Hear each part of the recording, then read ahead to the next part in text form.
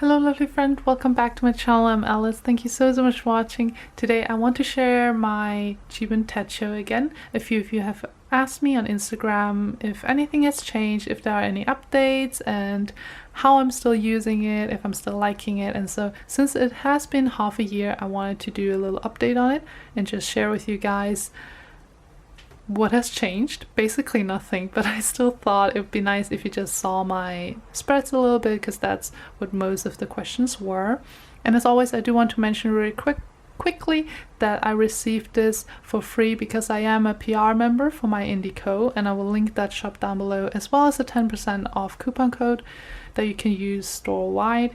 But just remember, I received this for free, but my opinions will of course be honest, and they haven't really changed. I'm still in love with this planner. I still use it so much.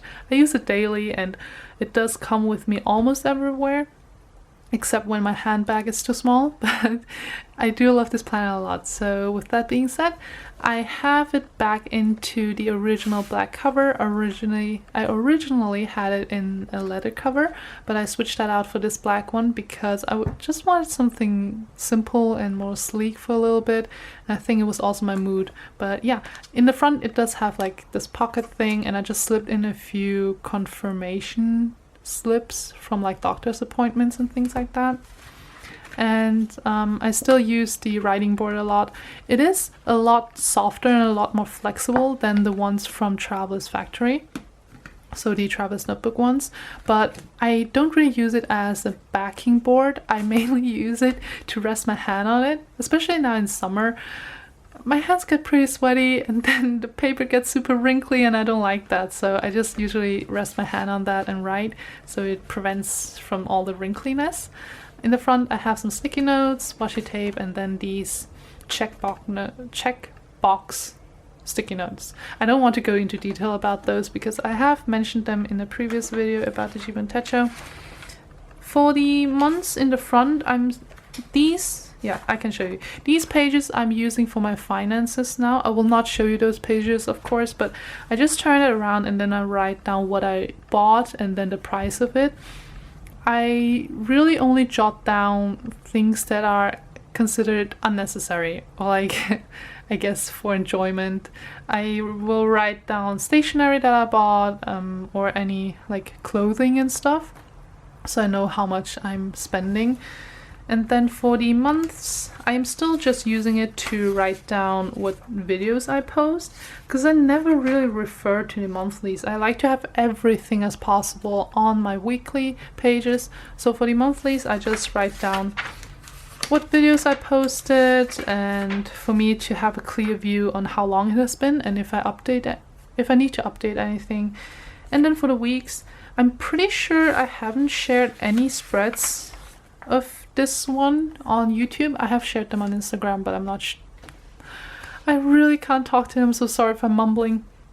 But I'm pretty sure I haven't shared any pages here on YouTube.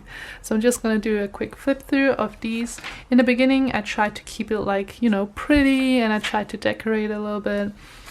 Whenever I try to do that, I quickly realize it just does not work out for me, and then I go back to just keeping it simple. So that's how they look. I just use a black pen and then one color of like choice. I usually just keep it to black and red. Oh, and I received, I'm using this pen. This is the Hobonichi Techo pen that comes like with the store, with the shop, if you order from their shop. I don't have a Hobonichi, but the lovely Castin on Instagram, she agreed to send this to me, as well as the Paperweight Bear, because she had two of them and she said she didn't need two, so she sent me this, and I'm so thankful. So thank you so much, Castin. It means a lot to me because I really like this pen. What I also really like about this cover is that it fits in here right just perfectly, and then these push buttons, they're protected so that when you put it into your bag, it doesn't get stuck on anything, because I've had it before where I just kind of where the hole is too small, so I put it in like this, and then these things get stuck in a bag, or they get caught, and then I get tons of just pen marks all over my bag. So I'm so thankful that it just fits perfectly, and I'm so happy about it. But yeah, for this, I don't know, there really is not a lot to say about the planner. I always have like the to-dos for that day on top, because this is like the night part. It's from 0 to 7 a.m. and I'm usually sleeping around that time, so there isn't really anything happening. So I just jot down my to-dos for that day up on the top. And then throughout the day, sometimes, for example, this looks super full and it looks like I'm very busy, but really I'm a uni student. All I really have to do, or my only appointments really, are classes, doctor's appointments, perhaps meeting up with friends, and those are like the only things I really do and where I have to make appointments, and everything else is just notes throughout the day. So since this guy does come with me almost everywhere, I tend to take tiny notes on what happened and things that I feel like I want to remember, I might want to journal about. I will just quickly jot those down, which does fill up the pages pretty quickly. And then I have weekly to-dos on this part, because it does have the full row of checkboxes for you. I track the weather. I do also track my mood, and then I did track what I eat, but at some point I kind of stopped because I kept forgetting what I eat and then I just whatever. So yeah, that's what I do. And for this, oh yeah, this is super full because it was around the week when I was moving all my stuff, like my shop. I was moving all the inventory from Tictail to Store Envy, and that took forever. And then I just used a highlighter to mark how much time I'm spending on the shop. I wanted to see how much time exactly I'm spending on the shop and just moving everything. And so everything in yellow was me working on the shop, so it took forever actually. But that's really nice about the timeline. I do just like how you can easily mark out the times and see everything very quickly. On some weeks I definitely feel like it's more clean and just clean, and on other days it's just a huge mess. I tried to decorate a little bit again. Nah, I'm not too happy with that. I feel like just having it clean and be simple and easily to use and be functional is a lot more fitting to what I need it for.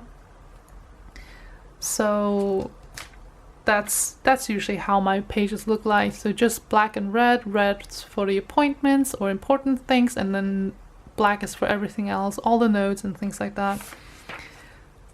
But yeah, and starting on this weekend, you can see I marked my mood almost all those previous weeks before, and then starting from this weekend on, it kind of stopped. That's because around this weekend, I started feeling very unhappy. And before that, it was kind of fun to mark my mood and just see how I was feeling, if I had kind of like weird mood swings again. But starting from that weekend on, I was constantly unhappy. I had my bursts of happiness and I had my good moments and things like that, but I was constantly feeling unhappy and just moody, and everything felt cloudy and blue. So I didn't want to remind myself of how unhappy I was, which is why I just stopped marking the mood altogether, because it would have been so depressing to me to just constantly see that sad smiley face being marked out.